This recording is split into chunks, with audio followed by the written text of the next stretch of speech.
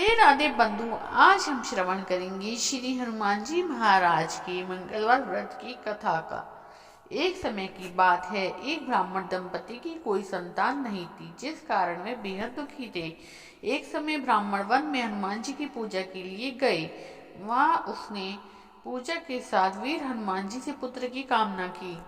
घर पर उसकी स्त्री भी पुत्र की प्राप्ति के लिए मंगल का व्रत रखती थी। वह मंगलवार के दिन व्रत के अंत में हनुमान जी को भोग लगाकर ही भोजन ग्रहण करती थी। एक बार व्रत के दिन ब्रह्माणी न भोजन बना पाई और न हनुमान जी को भोग लगा पाई।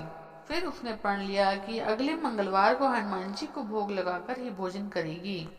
वह भूखी प्यासी 6 दिन तक पड़ी रही। मंगलवार के दिन वह बेहोश हो गई और हनुमान जी उसकी निष्ठा और लगन को देखकर प्रसन्न हुए।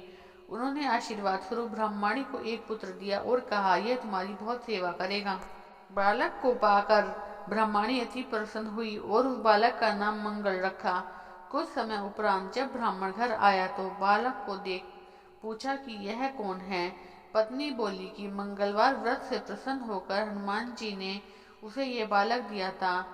ब्राह्मण को अपनी पत्नी की बात पर विश्वास नहीं हुआ। एक दिन मौका देख ब्राह्मण ने बालक को कुएं में फेंक दिया। घर पर लौटने पर ब्राह्मणी ने पूछा, मंगल कहाँ है? तभी पीछे से मंगल मुस्कुराकर आ गया। उसे वापस देखकर ब्राह्मण आश्चर्यचकित रह गया। रात को हनुमान जी ने उसे सपन में दर्शन दिए और बताया कि यह पुत्र उन्होंने ही दिया है। फिर वह ब्राह्मण सत्य जानकर बहुत खुश हुआ। इसके बाद ब्राह्मण दंपति प्रत्येक मंगलवार को व्रत रखने लगे। जो मनुष्य मंगलवार व्रत कथा को पढ़ता है, सुनता है, नियम से उस व्रत को करता है, उस पर हनुमान जी की विशेष कृपा होती है और सब कष्ट दूर होकर सत्सुख प्राप्त होता है।